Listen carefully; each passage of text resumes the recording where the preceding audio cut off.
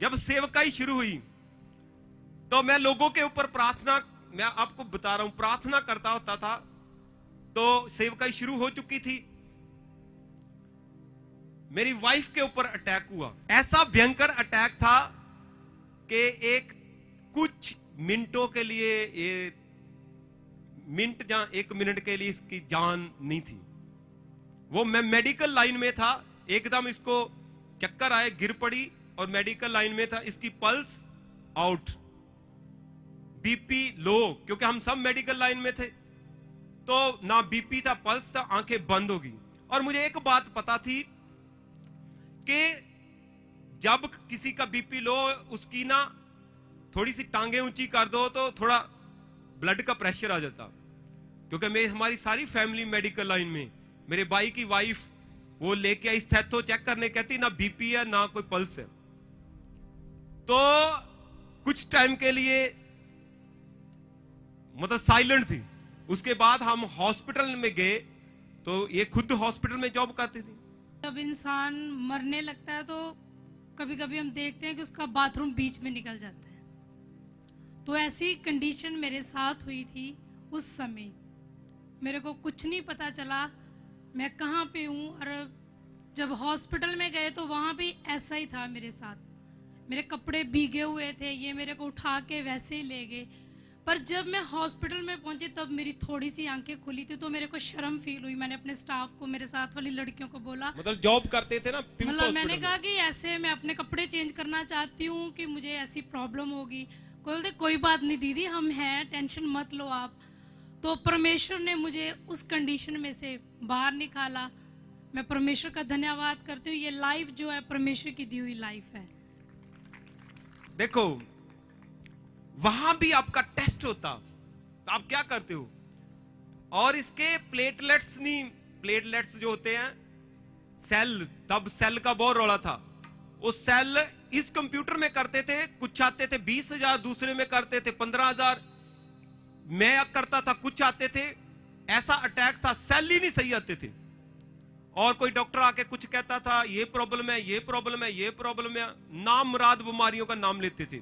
और मैं जहाँ पे काम करती थी, जो कैंसर के डॉक्टर थे, उनके साथ मेरी बहुत अच्छा रिलेशन था, क्योंकि मैं कैंसर पेशेंट को देखती होती थी, कीमो लगाती थी। तो वो कुछ डॉक्टर थे जो डाउट कर रहे थे कि शायद कैंसर हो सकता है। तो दूसरे डॉक्टर जो कैंसर वाले थे, उन्होंने मुझे कहा, देख तू मेरी स्टाफ है, तेरे साथ मेरा बहुत प्रेम है, तू ऐसे कुछ भी ना सोच, तू सीधे सीएमसी हॉस्पिटल में चली जा। तो जो वहाँ के डॉक्टर हैं, वो वहाँ पे स्टाफ ने हमें बताया कि वो भी सीधा यही डाउट करते हैं, वो जाते ही बोन मैरो करवाते हैं। पर हम सब प्रार्थना में थे, मेरी पूरी फैमिली प्रार्थना में थी और फास्टिंग में थे। सबने प्रार्थना कर रखी थी इस विषय के लिए कि प्रभु जो डॉक्टर बोले तेरी तरफ से बोले। तो जब हम वहाँ पे गए तो डॉक्टर ने हमारा टेस्ट करवाया। जो मेरा टेस्ट हुआ, टेस्ट के बाद उसने बोला कि बोन मैरो करने की कोई जरूरत नहीं है। तभी हमने परमेश्वर का थैंक्स किया। सुनो, मैं आपको एक बात बताता हूं।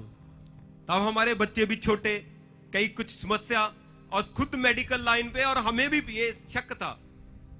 और मैं महाडीठ, उस दिन भी मैंने 17 लोगों के ऊपर ले हैंड की और शैतान को शर्मिंदा किया यीशु मसीह के सामर्थी नाम में। हॉस्पिटल में जाके डॉक्टर को मैं दिखा रही थी और प्रॉफिट जी वहां पे लोगों के लिए प्रेयर कर रहे थे। मैं क्या काम नहीं छोड़ना।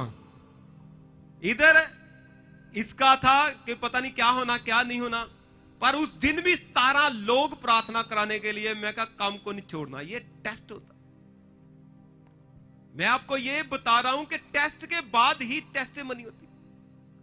कई बार ऐसी प्रॉब्लम हुई, मेरी मीटिंग थी और ये ऑपरेशन थिएटर में थी, किसी को नहीं पता, मुझे पता था। डॉक्टर फोन कर रहा, आप उसके हस्बैंड हो? मैं कहा हाँ जी। कहते आप कहां हो?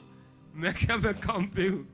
वो कहते होंगे ऐसा कैसा घटिया आदमी को वाइफ ऑपरेशन थिएटर में है, तो ये तो मैं मीटिंग पे।